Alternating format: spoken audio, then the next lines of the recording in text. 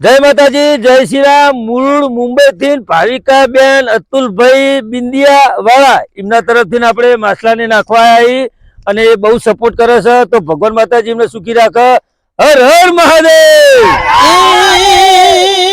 હે દરિયાના બેટમાં રહેતી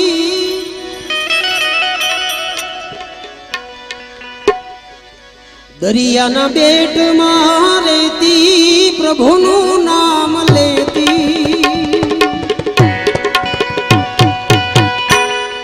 હું દરિયાની માછલી